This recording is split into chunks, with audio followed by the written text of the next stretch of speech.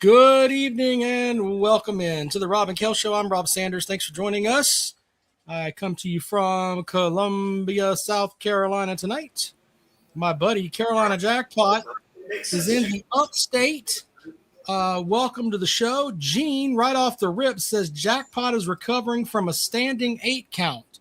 I don't know what the hell that means, but welcome to the show, Jackpot. I don't either, but by God, I'm here. I recovered from it, and I'm ready to rock and roll.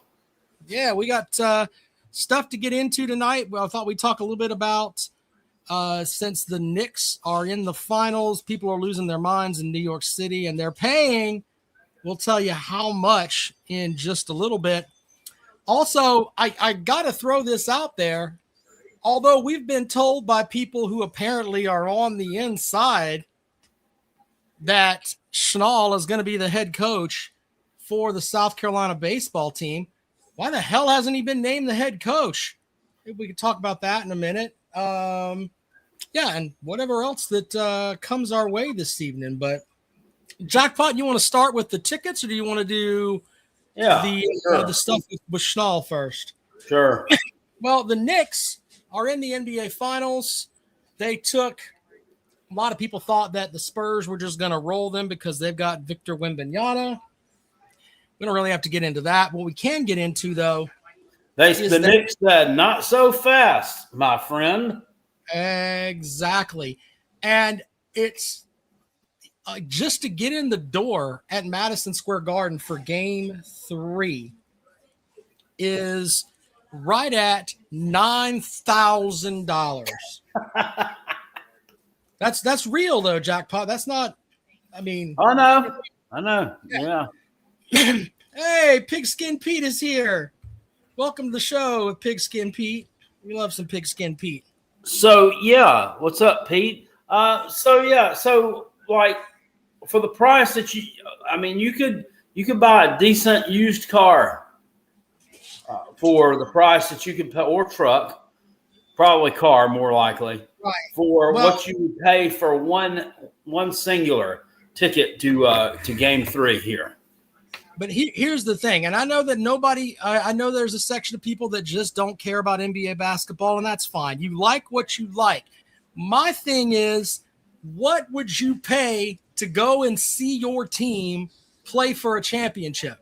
Now, this is Game 3. No champion's going to be crowned in Game 3, but we could have a champion crowned in Game 4.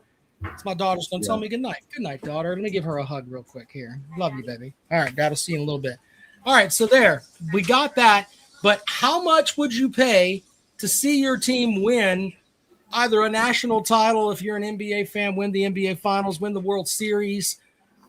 How much would you spend on that? And it can't be where money's no object. I mean, what would you spend to see your team win a title?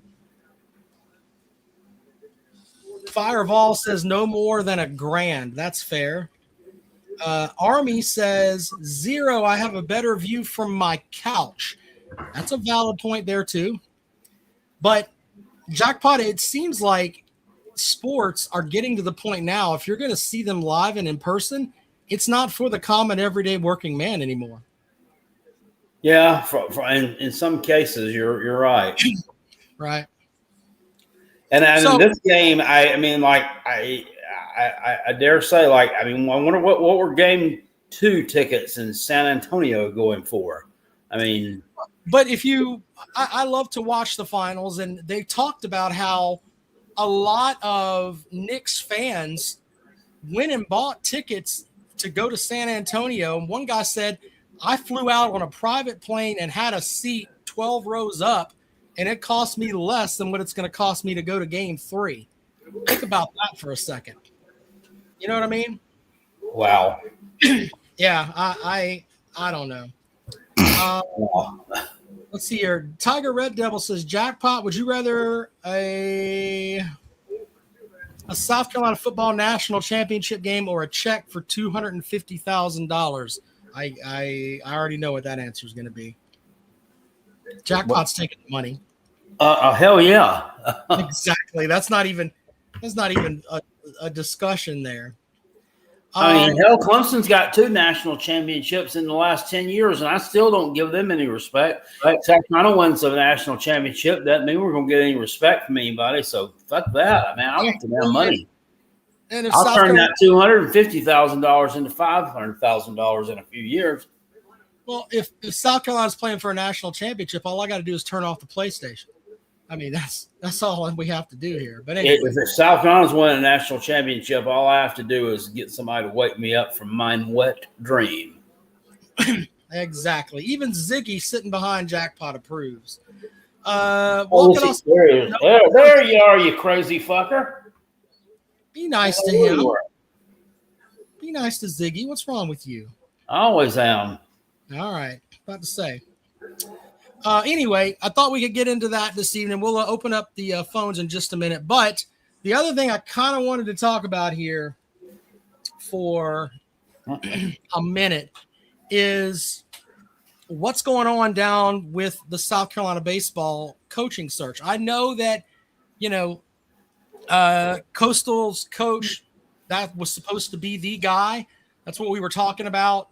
Like, once they got eliminated from the tournament.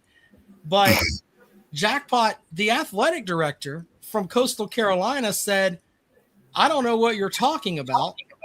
The quote is, we're already working on building next year's roster, and I expect Schnall to be here for a long time. Now, of course he does. Well, but generally, athletic directors don't come out and say that shit. You know what I mean? Do you think? I mean, they also don't come out and say, "Yeah, he gone." Right. Well, but they say, hey, I'm not going to comment on that. There's lots of other things that he could have said, but he went with that. Me personally, I think that they like Tyler Meade, the guy that's coaching Liberty, who advanced to the World Series, and the West Virginia coach. I think they like those 2 options. They also like the North Carolina coach as well, which and he's going to the World Series too. Right. So you got some guys here that got some more baseball to play. I think we're another couple of weeks away on this thing. Do you think that? I think they're interviewing all these guys, and they can't interview. You can't interview somebody who's getting his team ready for a World Series. That's just not. That just wouldn't be ethical for them to be interviewing for another job. So, but hey, on that front though, but they do it in basketball. Let's be honest on that. I mean, you've seen guys that have taken teams to the Sweet 16, and the next day they're coaching somewhere else. So that's happened. But one thing that is interesting to me though is that if it was Schnall, why would he not already be there? I mean, I think that's a fair thing to say. I mean, what are you, just dicking around Conway instead of out there recruiting and fixing this roster? What's the deal here, man? Yeah, no, they're he's been interviewed, and they're interviewing other folks, I believe, is what we're looking at here. Yeah, they're just kind of going into a deep coaching search, which is good. I mean, you need to vet yourself, do your due diligence. He might not be that guy, I mean, I don't know. I mean, I think he is. I mean, I think he'd do a good job, but I don't know. I've kind of changed my stance on him. I wasn't really up on my Kevin Schnall facts as much. I thought he was there, and I thought he was the coach. I thought he was the guy. No, it was Gilmore for a while. Well, I didn't know that. I thought he was the coach then. And I'm like, okay, well, yeah. No, he did take the team last year to the College World Series finals. That was him. And those were all this Gilmore guy's players. All right, well that's a fair thing. And then you look at this year; they started out like a house of fire this year, and they fell apart towards the end. Which, I mean, their bullpen fell apart, but I mean, we can. It happens. That happens to a lot of different teams, but Gamecock Chuck says, yeah, but every second our roster is disappearing. That's fine. I get that. But I personally, if I were a Gamecock fan, I would be looking to the logic of Why would I not want a team that's in the College World Series this year? Why would I not want a guy from a Power 4 conference? I think the West Virginia coach is the right hire, in my opinion. I agree with you, but I don't know. I mean, I don't know. It just seems like that would be a tough. I don't. Maybe not. Maybe I'm devaluing our program a little bit more than it should be. But to me, it's in such a shitty funk right now and a mess. It is in a funk, Jackpot. But I mean, let's just be honest. When you walk in to the right field bleachers, the first thing you see is 2 national championship trophies. Yeah. There are schools that don't fucking have that. So if I'm walking in as a coach and I see that and I see the legacy that Ray Tanner built there, I mean, it's still a good coaching job. They're going to pay you, Power 5 money basically, or Power 4 money, or however you're going to look at it. They were paying the old grandpa, what was it, 1.3 to sit on the bench and shit himself. They're going to pay you at least 1.5 to come there and try to do something. And you're going to have NIL money and all kind of stuff. So it's not a bad job. I goof about it, but it's not a bad job. But you'd probably have to pay him more than that if he knows how. If you were paying the bed shooter 1.3 million and he did such a horrendous job, then you're looking at a guy that's he's been to the Super Regionals 3 years in a row and now he's going to the College World Series. He's like, I'm worth more than that. I'm worth 2 at least. Look, and South Carolina, to be fair, has put money into that baseball program. They did the thing where they built Founders Park. Even though Sarge Fry was good, they realized, hey, we need a bigger park. Went ahead and did it, and did it without really help from the city. I mean, they care about baseball, and the idea that I mean, I'm not trying to build your program up there, Jackpot, but it's a better damn program than West Virginia. It's definitely a better program than fucking Troy. I mean, let's not get silly here. I mean, holy shit with all that, man. So, and I think the right coach could come in and have you in the tournament next fucking year. Not necessarily advancing, but at least in the tournament. What, in the tournament? Oh, yeah. Yeah, absolutely. Win in the tournament and doing something with it. In the tournament, hell, they might could win it. I mean, you had a number 4 seed win a tournament this year. Now, I mean, a regional. They didn't do very well, but yeah. Well, I think that South Carolina can make any one of these coaches an offer that, that a lot of these other schools that they're at, the West Virginias, the Troy, except for maybe North Carolina, because they've got that damn wine and cheese money up there. But these other programs, money at UNC. But they're not going to have the money, and the program. They don't spend the money on football that South Carolina does. So, yeah, well, North Carolina's more worried about basketball, but you get what I'm saying. Well, yeah, I know. I'm saying they invest their money differently there. I just think it's interesting, and I'm not ripping the Gamecock fan base with this, but just from an outside perspective, if this guy was going to be your head coach, he would have already been your head coach by now. If I got to walk that back later on, I'll be happy to do it. But then I'm going to ask, why in the fuck weren't you here recruiting earlier? Why is that?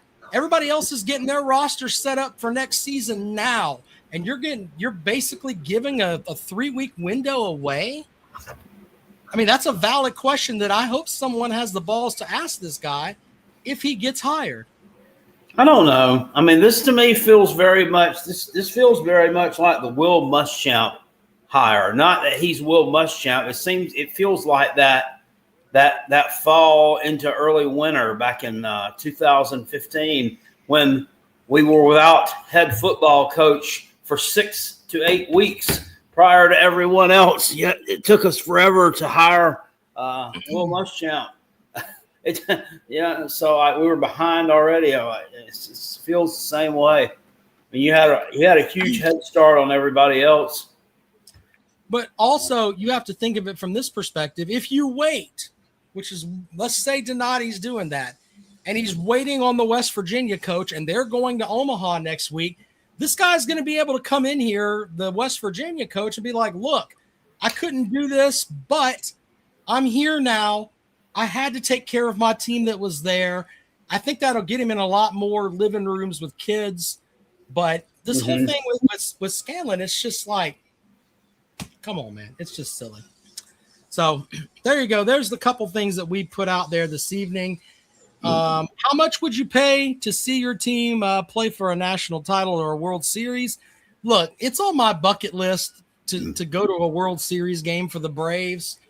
I mean, if I had $1,000 that I could spend, I would probably do that. That would probably be my limit, though. To go see a World Series game for the Braves would be $1,000. I don't know on the rest, man. It's just my son went and won to the Braves. Yeah, back in 2021. Yeah, when they won. Yeah, who did they beat the Astros? Right? Was the Astros? No, it was. It may have been the Astros. I have to look back on that. It was the Astros. Tiger Red Devil says, I don't think South Carolina or Clemson have anything to brag about this year in football. That's fair. Let's see here. One other comment that I don't know. Post it. South Carolina's got a lot of talent on that offensive side of the football there, and got some talent on the defensive side of the football too. If they're going to do something, they need to do it this year, because next year it might be kind of rough. I think they're going to have to go deep in the portal. I'm kind of concerned about – I'm not going to say I'm concerned about their recruiting. I'm never going to be real concerned about recruiting anymore. Not that picking up the high school talent isn't nice, but with the portal, I mean, Anthony says I had a decommitment today, and I'm like, I ain't even making videos about that stuff anymore. I don't even get upset about it anymore. Like this one jamoke over the this past week who was committed. He was committed to LSU, and then he go to Gamecock camp or something, and then he flipped. Right. He committed from LSU, and like he put a Gamecock emoji or some shit on his Instagram anyway, and then the next thing you know, he commits to Miami. But he's from South Carolina, and somebody was like, I can't wait to see your video about what's his name, Jaden Bryant's situation. I'm like, fucking, I ain't making a video about it. I mean, I'm not even paying attention to it like I used to, like that. Someone asked where we rank the South Carolina baseball coaching job. I mean, I think it's it's a top 15 job in the country. Is that fair, Jackpot? Top 15? I think it is. Yeah. So there's that. Brandon says, Rob, out of the last 3 Gamecock baseball coaches, who is the best between Holbrook, Kingston, and Paw Paw? From right now, I mean, you got to remember, old Dirty George Grandpa won a national title. We don't argue with hardware on the program here. I like Coach Holbrook. I've interviewed Coach Holbrook. I think he's a good guy. Kingston's I think Holbrook was closer to Ray Tanner than anybody else, like his level, probably. Right. Well, there's that on there. But let's see here. U.S. Kandipi says, not recruiting so much. Why put money in a freshman that needs time to deliver? I'll just use that money in the portal. Look, and you can get you a team of mercenaries. But I think it comes down to having I say that in Indiana's, the way that they won was fucking weird. But I think that you have to have a good base of players that you recruit, and then you have to hit the right numbers in the portal. Okay, go and get the quarterback. You have to fill the right spots. To me, you're in trouble if you ever have to go start getting quarterbacks out of the portal. I feel like that's a position you need to recruit from high school. You need to be able to keep one there. Maybe a backup. Maybe you go get one of those from the portal, but your starter, I feel like, is someone you should be getting out of the high school ranks and developing them there, because if they're successful, and then you've got to go out and get one, they are so expensive. Right. I mean, they were paying some of these guys $5 and $6 million, $6 million to get the quarterback from Duke. I mean, I agree he's talented, but I mean, who the fuck did he beat? You know? Okay, I get that from you, but in my opinion, and everybody's entitled to their own thing here. Remember, the national title game last season, you had a transfer quarterback. I think there was a transfer quarterback the year before. I think you need to build with your high school kids for your stuff on the line and then spend that money on that quarterback because I think they're too hard to develop, you know? But I don't know. I mean, you can go your own route with it, but it just seems like, first of all, I don't think the coaches are as good as they have been in the past. The guys that can actually do the X's and O's and the developing, I don't think that those are out there anymore. I think you got guys that I think they are, but I think it's probably starting to become a lost art. That's a good point, and not a lot of people have talked about that. But yeah, has the transfer portal made the coaching abilities to develop made those less sharp for some of these guys? Now, I think that's a valid point. If you're a CEO type coach, okay, would you rather have a guy that maybe, let's say he's a B ranking as far as X's and O's, but he's an A+ recruiter? Would you rather have that guy or the other way around, where he's a B+ recruiter but an A+ X's and O's guy? Which one would you rather have? With the transfer portal now, I think you want to have the A+ recruiter. I think you want to have. Completely agree. I was saying something the other day on a video I made. Like, hell, I'd make sure, everybody's got themselves a general manager now. Hell, you probably need a full-time assistant general manager and maybe a couple of interns. I don't know how that's all mapped out, but I think you need like a whole little staff of those kind of people anymore. Right. Well, and that's why we're getting to the point now where we're what, 30 days from basically the start of media days, right there on the cusp, basically. And we're going to have where, and you guys have seen me fill out my stuff for the ACC here, but a lot of these media guys are going to go up there and fill out these things about who's going to be great and all that. I don't know why they do that anymore. I don't know how Phil Steele is going to go and do his stuff anymore and be honest about it, because you really don't know, how X, Y, or Z is going to go. For me, when I'm looking at what I think a team is going to do, I look at percentage of the players that are returning, the offensive line, and who the head coach is. Have they been able to maintain talent over time? And that's why it's hard for me to like South Carolina this year, because I'm worried about the offensive line. But on the other hand, this new coach may come in and camouflage the shit out of that offensive line, run and hurry up stuff, and they might be okay. They might. It's not as far-fetched as you think it is, but I think they brought in some good pieces there from the portal. And as long as this Pete kid is ready to go and he's healthy, I think they're going to be good. And yeah, I think the play call is going to help a lot too. Take a little bit off of them. Shit. I think if Sellers needs to have the kind of year that Hendon Hooker had. Remember, Hooker was at Virginia Tech, and they had the quarterback whisperer. You know what I'm talking about, Jackpot. Justin Fuente.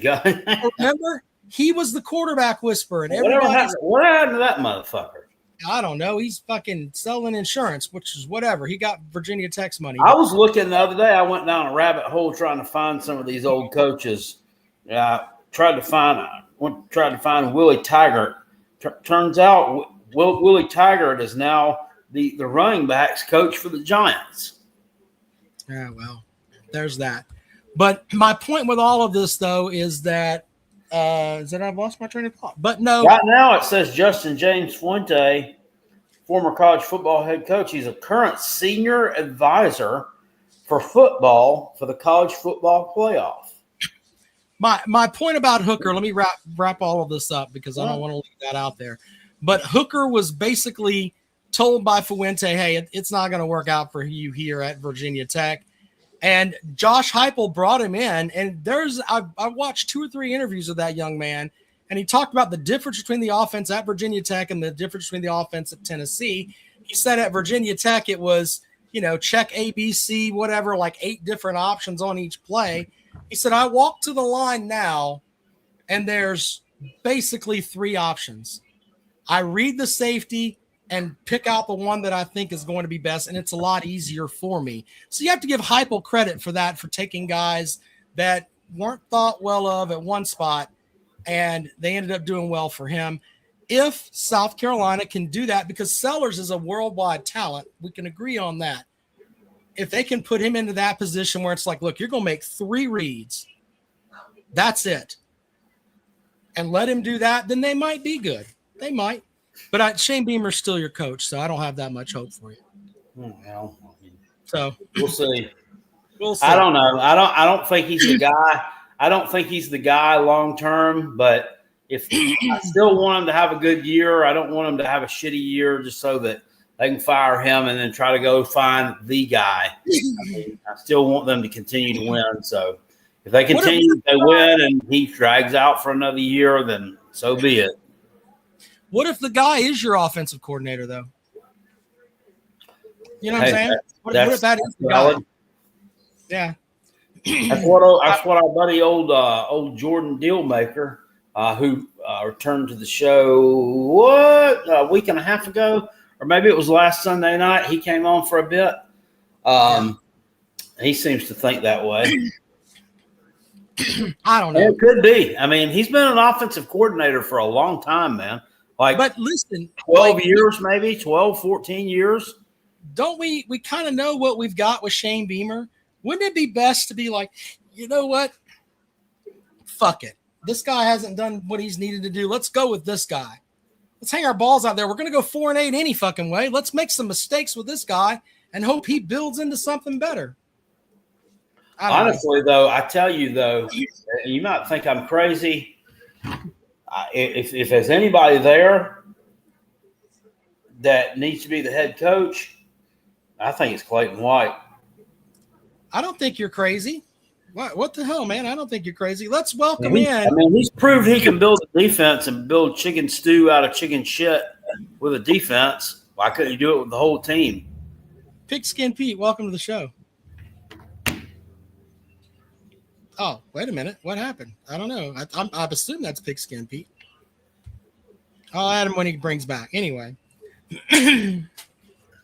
So there you go with that. And, Clayton White he's made enough chicken salad out of chicken shit. Why not?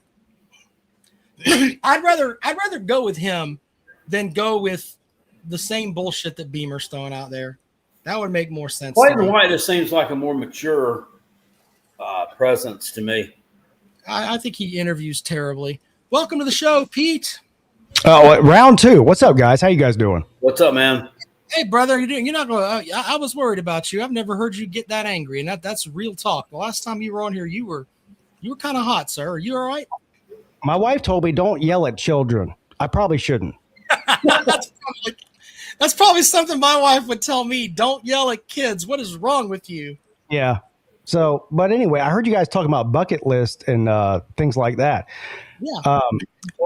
I checked one thing off the bucket list this past week. This past Thursday, I went to Wrigley Field for the first time. Lou was talking about that. Well, I knew you were going there because you talked about it, and Lou was talking about it when he was streaming that NBA playoff game. That was the night. I guess they were down like 6-1 or something. I think they were down 6-2. The Cubs, so obviously it was in Chicago. The Cubs were down 6-2 going into the 7th inning. They only had 1 hit going into the 7th inning. The A's had 4 home runs and a couple of RBIs. And the Cubs were down 6-3 going into the bottom of the 9th with 2 outs and 1. Damn. Yeah. It was amazing. So I mean, that's a bad collapse for the A's too. There, it was, but it was good for to be there in Wrigley to watch that comeback. I mean, because the stadium was deflated. I mean, people were leaving the stadium, filing out going into the ninth inning, and they came back and won it. It was amazing. And I don't know how many have either one of you ever been to Wrigley Field before? I actually have. My wife's cousin took me, and we did like a tour before the game, and got to go out and touch the ivy and all kind of shit. It was really, really cool. And then we got into the stands, and he's like a pro drunk and had like 6 beers by the 5th inning, and I tried to keep up with him, and I was just sauced. But yeah, it is a beautiful place. Yeah, I've never been. I've been to all 3 of the Braves parks. And then I've been to the Great American Ballpark in Cincinnati. And that's it. The only other 2 ballparks before Wrigley I've been to was the old Fulton County Stadium in Atlanta. A lot of times when I was young, and a lot of times at the Indian Stadium in Cleveland when I was young as well. But neither one of those hold a candle to Wrigley. But the unique thing about Wrigley is it's in a part of town. I mean, there's not even. It's in a neighborhood, really, is what it's in. Yeah. There's no parking. So, I mean, you either have to Uber in there, cab in there, or be staying down there, which we got a hotel that was like 2 blocks away from the stadium. So we just had to walk like literally 5 minutes from our hotel to the stadium. But yeah, what an experience. And I'm going there again next month with my wife and my kids on July 4th. So I'm looking forward to that too. Yeah. Tell Rob how you ended up going to 2 different months. Because I'm a 5-star dummy, and the we had a trip planned, me and my wife and my kids, to go July 4th to the Cubs game against St. Louis, and my wife's like, all right, just go online, buy the tickets, blah blah blah. I went online and bought the tickets for June 4th instead of July 4th. So after I figured that out, I bought the right tickets, which we're going to next month. But so I got these tickets. So my father-in-law was coming down anyway for my son's graduation from high school, and he's a big baseball fan, and he traveled all over the country. He's been to all the stadiums around the country, but he's never been to Wrigley. Okay. So I said I've got tickets because I fucked up and bought the wrong tickets. So I'll take you there. So me and my father-in-law went to the game there. That's some good son-in-law shit. Good for you, sir. Yeah. We had a great time. The other bucket list is going to a college football playoff national championship.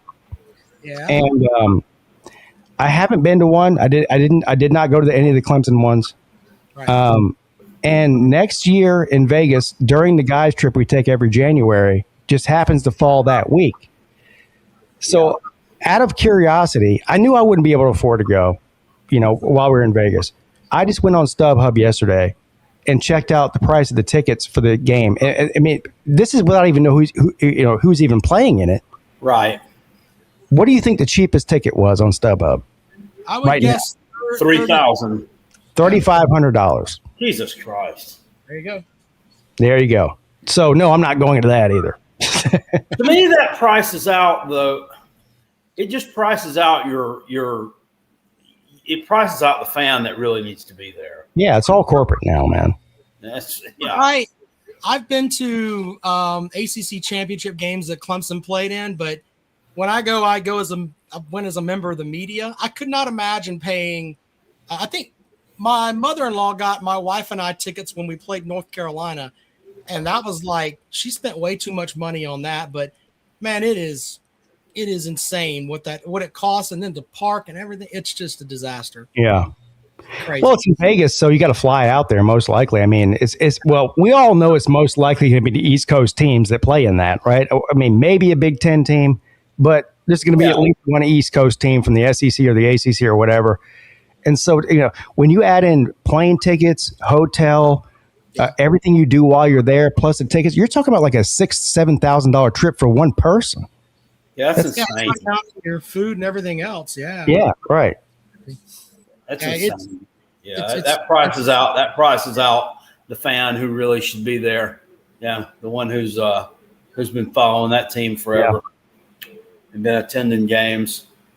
Yeah, But I think the bucket total on that, like I said, I'd pay $1,000 to go see the Braves play in the World Jesus, Series. I don't even think a Super Bowl ticket would be that much. No, the Super Bowl tickets are more than that, but not much more. I mean, So yeah. Well, it's just like this game. Yeah, it's like this game tomorrow night. This Knicks game. I just looked it up on the Game Time app just to see, and I screenshot him and sent him a picture today of these crazy fucking prices. Was it Rob $9,000? Right at $9,000 to sit in the rafters. Why? At Madison Why? Square I don't understand that. Well, but look, you have to think of it this way too. I mean, they've got however many people in New York City. It's not. Maybe I could see an inflated price if that was a game where where there's a chance you could win the title that night, but you can't. yeah. But think of it from this perspective. You've been a Knicks fan your entire life. It's been 53 years since they won the NBA Finals. You've followed them, done the whole thing with them, all of that. And this is your first opportunity to see them play in the finals. I mean, I guess I could see it if you had the $9,000, but I don't think I'd pay the $9,000. The way I look at it with the NBA Finals, it's cheaper for me to stay home and lose $100 betting on it than spend $9,000 going to it. Yeah, exactly. Well, you heard what I said earlier about the Knicks fans? Like they interviewed some of them that went to San Antonio, and the one guy said it was cheaper for me to fly, a private jet and get a ticket 10 rows up than it's going to cost me to go to Game 3. So wow, it's insane. Yeah, they've got to be there. If you got to go now, you now have to be there 2 hours before tip off. Yeah. Well, y'all see Trump's going. This isn't political, but they're going to strip search you. They're going to strip search people. They're going to be So that means butthole cavities and everything. Instead of going 1 hour early or 2 hours early, you got to go 3 hours early now because they got the Secret Service in that there. I also am in the camp of they canceled like all the watch parties. Like they had one at Central Park and all that.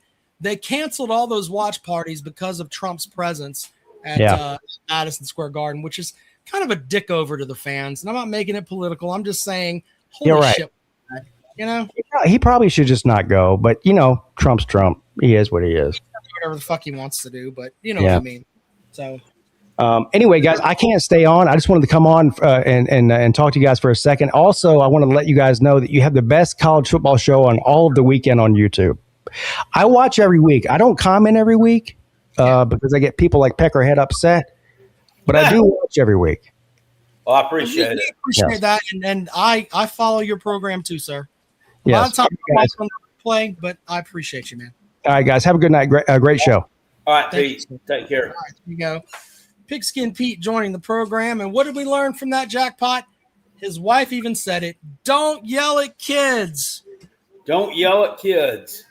Yeah. There you go. KDJ says they watch every week also.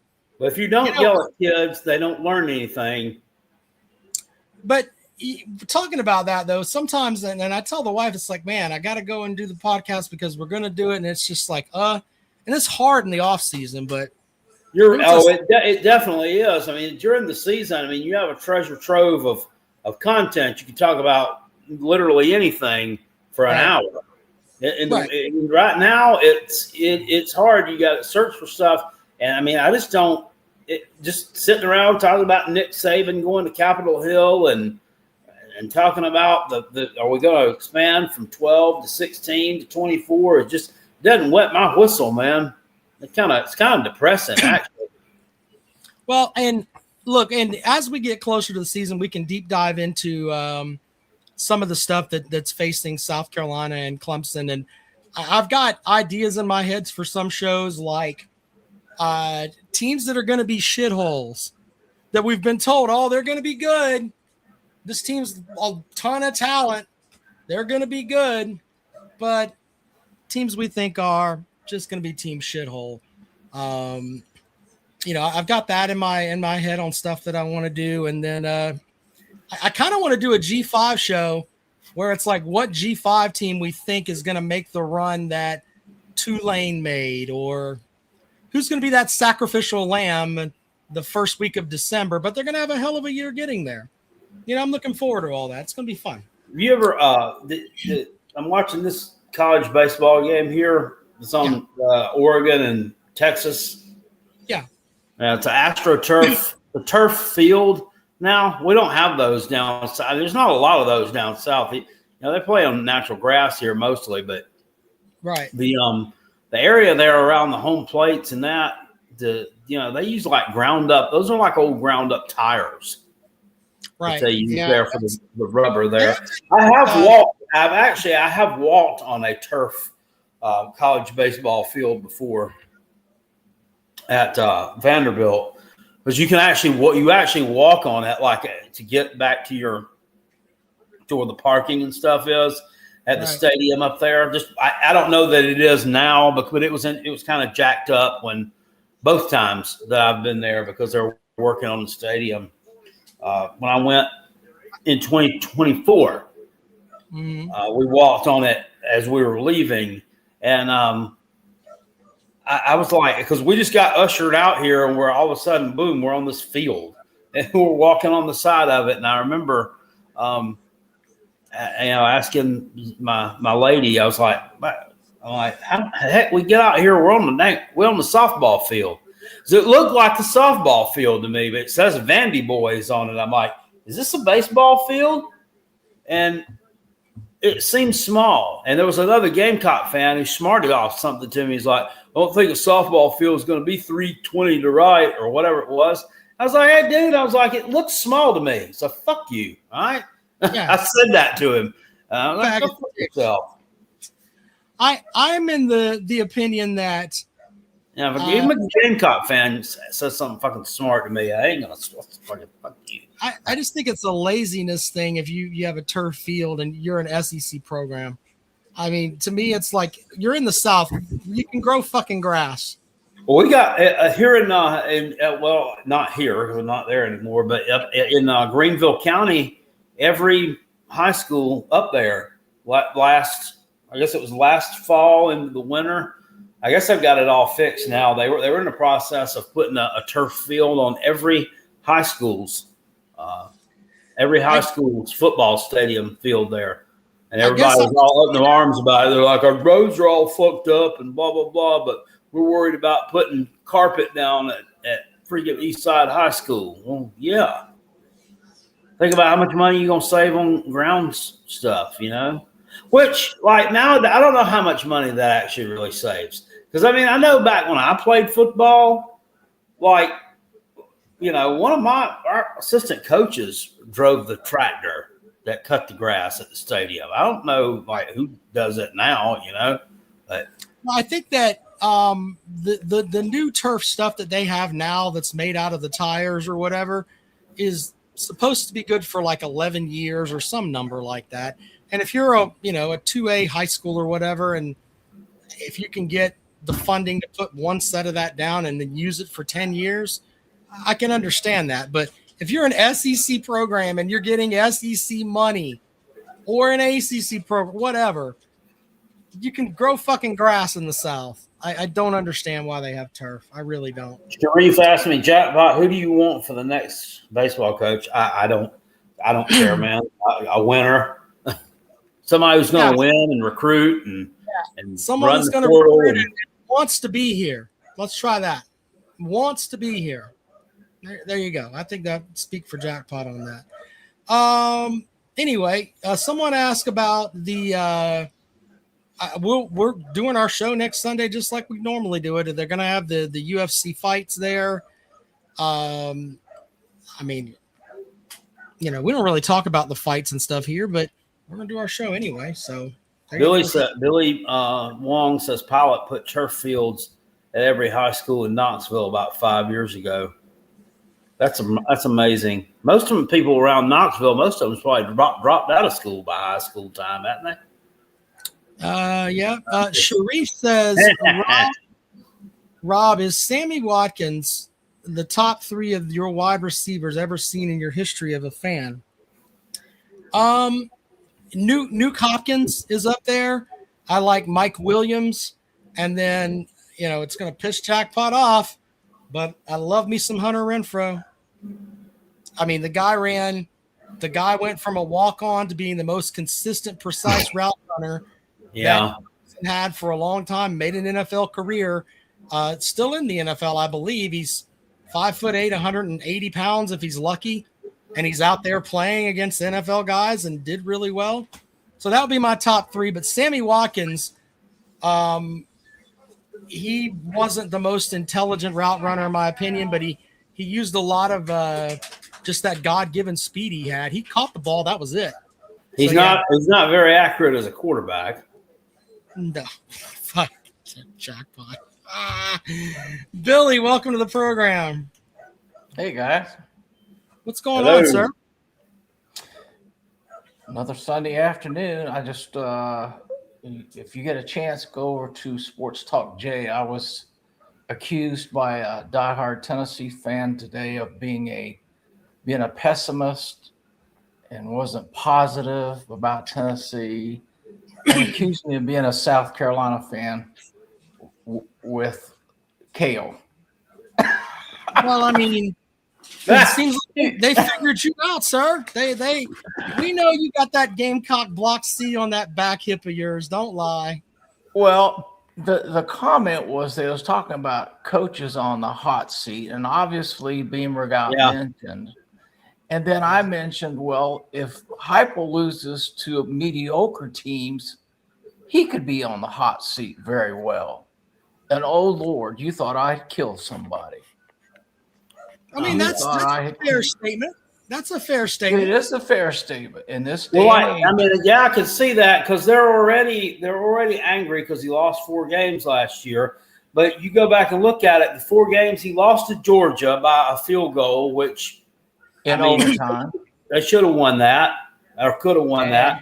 He lost to Alabama, okay, on the road. I get it. That's an understandable loss.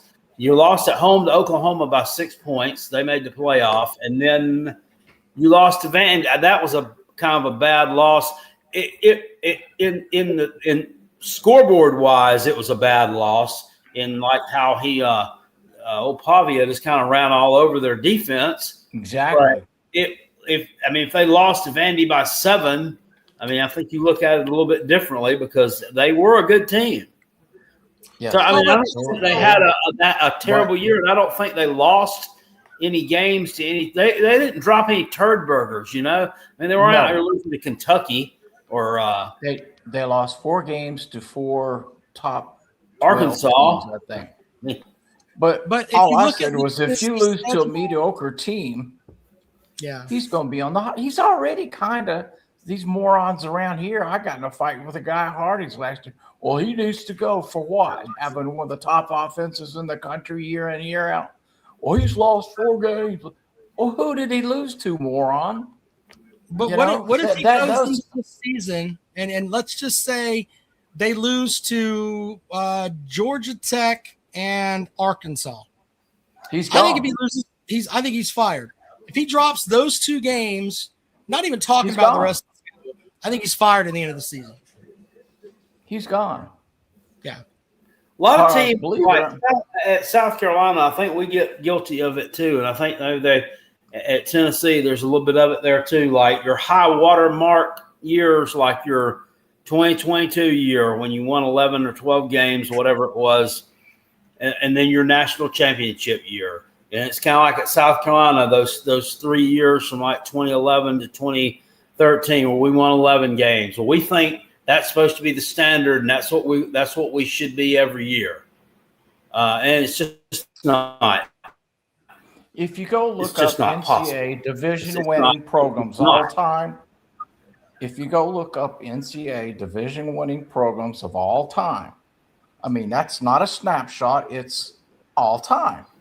Tennessee's 14th in the country, all time. Mm-hmm. So if you want to look up how good your program is without cherry picking, Tennessee fans, we have a little higher expectations over the years because Neyland Stadium alone, I think, has got a 800 winning percent coming there, but that's a lot of FCS school stuff. But nevertheless, there was a time when Alabama was a W the 3rd week in the October.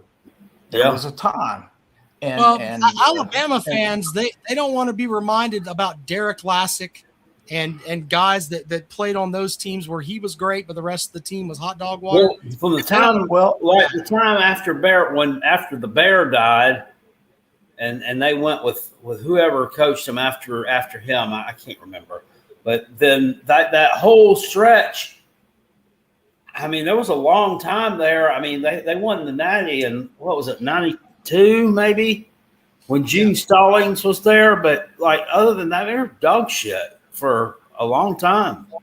Yeah, not dog shit, but mediocre. They weren't elite. They weren't like people didn't think, oh my God, Alabama's gonna win every fucking thing. They had some up and down years. Y'all have heard this before too. Bandwagon Alabama fans that got on the bandwagon in 2007, they can't name you the 3 mics in their mic years. That pisses them off. That pisses the one mic off. You didn't really count that name one. It. There's 3. The spending all the school money on the strip club. And Mike Shula, Mike Shula, Mike Price, and Mike Price is the one that was using the school credit card and all that to go look at snatch. I mean, he never even coached the game. But still, that you hired a real moral coach there. I've learned that on the Jackpot live stream that is full of protein. Very good. Brandon Kuhn, Price, DuBose, and Shula. That's right. That's the 3 mics. Which one was worse between Mike Shula and Mike DuBose? Who knows? Shula. I think Shula. I think Mike DuBose actually won something with him and then just went off the rails or something. I think never understood the Mike Shula hire at Alabama other than he played there and his daddy. So I know Lou Holtz took the Gamecocks down there and won in Tuscaloosa even 1 or 2 times.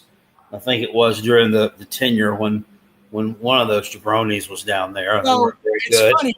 I have a story about that I can share with you really quick here.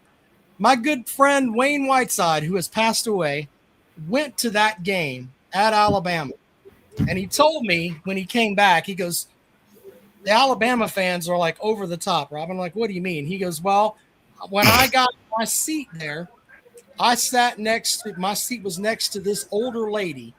And by older, he said that she was probably in her late 60s, early 70s. And he said she was the sweetest Southern Belle lady to me. Asked me if I was enjoying my time here and all of that. He said, but when the flag drops, and the first play comes out, and I can't remember who who was the quarterback. He's passed Phil Petty. He said Phil Petty had a draw. Yeah, Phil Petty had a draw play where he went up the middle and got like 4 or 5 yards. And he said she went from being the nicest lady ever to get him, get his fucking ass, get him. Yeah, this is not the Alabama way. She lost her mind. And he said it was the whole game. Just stuff like that against South Carolina. And then, of course, South Carolina wins. And she was like, I hope you enjoyed your time down here, and just left. I mean, they were, according to Wayne, over the top. I knew Mike DeVoe. He won an SEC championship, and then he gets fired the next year. There's just I don't know. But I forgot what I was going to say. Oh, Chris Connaught wanted me to know what's Tennessee going to do this year. Anybody that attempts to predict what their team's going to do is crazy. I have no clue. They could go 6-6. We got this and we got that, and we should be pretty good. You don't know. You don't know. You hope they do. I don't think anybody does. I could make every excuse in the world. We got freshman quarterback. We got new coaches. It's a rebuilding year. What else you want to hear? We got a new weight training coach. And I've seen a documentary on him. He don't play. When you come in that weight room, holy crap. Let's see how that works out. Yeah, they were able to get him from Indiana. That's kind of a good hire there, because nobody's been able to get anybody, I don't think, off of old Signetti's staff. Isn't it funny once you won? Look, I want to highlight this comment, and normally I would laugh at USC Knippy, but I want to have something on the program here. When you make a statement like this, I think South Carolina beats Alabama this year, but we'll see. Tell us why you believe that. I'm not mocking. I'm just saying if you think that enough where you make a comment like that. Well, I mean, he's got a point. I mean, they've been really close 2 years in a row. And then, I mean, looking at Alabama this year, well, I kind of looked at them and did a deep dive into them. They've got some holes on that roster. I mean, well, look, but see, what I'm saying is if I were a South Carolina fan, what I would say is that the Alabama line has regressed over time since Saban left. They don't have 5-star guys backing things up. I think that Dylan Stewart's going to live in the backfield and Lenore Sellers is going to run with his feet, and that will be enough to eke out a Gamecock win. That's the kind of thing that you put. And all of that is, I mean, could happen. Not saying that it will. I could say Tennessee's going to go 12-0, but we'll see. But we'll see. That's the part I'm at. We'll see. We'll see. So for every well, see, to me, I'm not buying that Tennessee's quarterback's a freshman and he's not this and he's not that. Those kids are there for a reason, and they look pretty sharp, and Heupel will have them ready. So, well, but until talking about it earlier, if you're getting paid $4 million a quarterback, then by God, I expect you to quarterback. I don't want to hear this shit about I need to develop. You're getting $4 million. Go throw touchdown passes, asshole. And the thing that gets me is like these kids didn't play in high school. They got 5 stars because of what? Somebody thought they were 5 stars. But the really one that gets me is, well, they're freshmen. Okay, so they stopped playing in December. So 8 months later, they're more experienced. Through spring practice, an orange and white game, and summer practice. So now they're better. That's crazy. 8 months later, now they're a sophomore. They'll be better. But Todd for says every, I'm whining. I don't know what you're talking about, Todd. What? Whatever. Anyway, but hey, what else you got there, Billy? Rob, whining. Are you whining? I don't think I was whining. What's up, Matt? Yep. How you You doing? still moving to Tennessee, Jackpot? Yeah, I don't know. I don't know what I'm doing at this point. I had some fun a few nights ago. I'm gonna do a video on my second channel and talk about it. But yeah. Wait.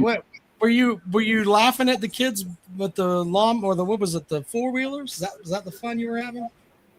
Oh yeah. Well, no, it's not that. It's just a culmination of different things. Starting to have a little bit of buyer's remorse right now with the place I'm at. But yeah, I want to talk about that in the video. I think it would make for an interesting conversation. It might. I would watch that. I'm out here. Love it. Yeah, Great show. Good night. Thanks, Bye, guys. Thank you. Thank you. All right, Jackpot, we've had a good show, buddy. Anything else you want to put out there? No. Grumpy Clemson fan says the Anderson food review is really good. Oh, thank you, Grumpy Clemson fan. Appreciate that. Follow Jackpot on the Ticker Talker. And oh, by the way, friend and sponsor of the program, Mr. Dennis Wilson, is he's got old man hip, so he may have to have his hip replaced. So we'll find that out. So really? Yeah, he doesn't give a shit. I'm telling you, I've been my whole lower body for the past 6 weeks, probably it seems like that it has been. My whole entire lower body has been stiff. And it wasn't like that before. I don't know what's caused it, but I'm watching my 2 little dogs, and they've been with me here for probably, I don't know, man. They've probably been down here with me for a couple of months, and that they're probably going to be going back home in the next couple of weeks. But they both sleep with me at nighttime, and my big dog sleeps with me too. So I'm kind of I'm mummified while I'm sleeping here. I'm like I lay perfectly still. So you say your dogs that get in bed with you affect the way that you're sleeping, and it's starting to affect your lower body. I don't know anybody else that could have that problem, but hey, it probably is though. I'm just saying. I mean, would that not? That would make sense because you got. I mean, Ziggy weighs like what, 80 pounds? It's probably like 70. But yeah, you got to be able at night when you're sleeping. You have to be able to move naturally around. I think that's a thing. Right. Well, that may be it. I mean, but then you've got the two pugs there too, and one gets here and one gets there, and your body's like this. And yes, I'm basically sleeping. I'm sleeping out of position, and also still like I'm in a tomb. Yeah. Billy says dog paralysis. It's a killer. That's a good point. I don't know that there may be something to that, Jackpot. Maybe something to it. Eddie says stiff is good in the lower body. What? Walk. All right. Well, we've had a good show. As always, we appreciate you guys. Good luck. Think good thoughts for Dennis, and we will see you later on. Yeah.